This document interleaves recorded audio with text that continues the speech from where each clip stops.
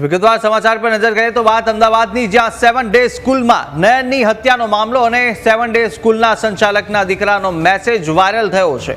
ઈશાન ગુનાડાલાએ ગંભીર આક્ષેપો લગાવ્યા છે કે જ્યાં ખ્રિસ્તી માઇનોરિટીની સંસ્થા સામે કાવતરું હોવાનું ઈશાને વાયરલ મેસેજમાં જણાવ્યું અને કહ્યું કે હિન્દુ સંગઠનો શાળાને ટાર્ગેટ કરે છે.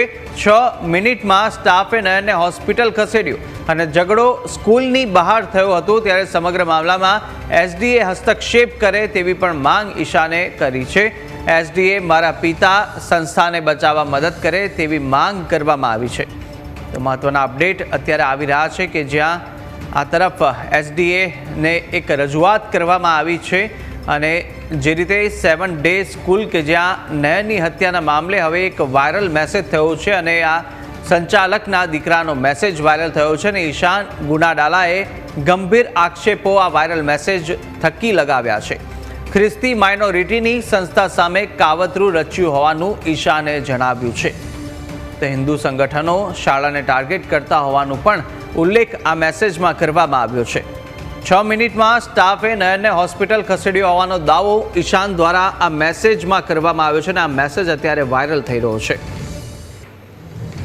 તો ઝઘડો સ્કૂલની બહાર થયો હતો અને સમગ્ર મામલામાં એસડીએ હસ્તક્ષેપ પણ કરે તેવી પણ માંગ ઈશાન દ્વારા કરવામાં આવી રહી છે.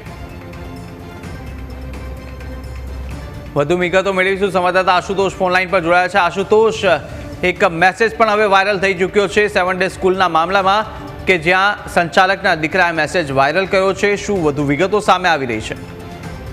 જી, વાત કરવામાં આવે તો જે રીતે 7 ડે સ્કૂલના વિદ્યાર્થીની હત્યા કરી દેવામાં આવી હતી તેમાં હવે ઇમેન્યુઅલનો જે દીકરો છે જે સુરતની અંદર એક ડોક્ટર તરીકે ફરજ બજાવે છે તેને સોશિયલ મીડિયામાં એક મેસેજ જે છે વાયરલ કર્યો છે અને તેનું કહેવું છે કે ખ્રિસ્તી માઇનોરિટી ઇન્સ્ટિટ્યૂટની વિરુદ્ધનું જે છે આ કાવતરું કર્યું હોવાનો તેણે આક્ષેપ કર્યો છે. સાથે સાથે તેમણે તે પણ કહ્યું છે કે ક્રાઇમ બ્રાન્ચે સ્કૂલ અને પ્રિન્સિપાલ જ્યારે વિરુદ્ધ ગુનો નોંધ્યો છે ત્યારે તેનો મેસેજ જે છે તે વાયરલ થતા અનેક તરફ જે છે ઉભા થયા છે. તેણે પોતાનો બચાવ કરતા કહ્યું છે કે 6 મિનિટની અંદર જ તેમનો જે છે તે વિદ્યાર્થીને હોસ્પિટલમાં લઈ ગયા હતા. સાથે સાથે વાત કરવામાં આવે તો લોહીની જ્યારે બાળકને જરૂર હતી ત્યારે લોહી પણ જે છે તેમણે આપ્યું હતું. એટલે માનવતા જે છે તે દર્શાવી હતી અને ખાસ કરીને તેમની માંગ કરી છે ગ્લોબલ એસડીએ છે, ગ્લોબલ જે અમેરિકામાં આની જે મૂળ સંસ્થા છે તે પણ હસ્તક્ષેપ કરે તેવી તેણે માંગ કરી છે.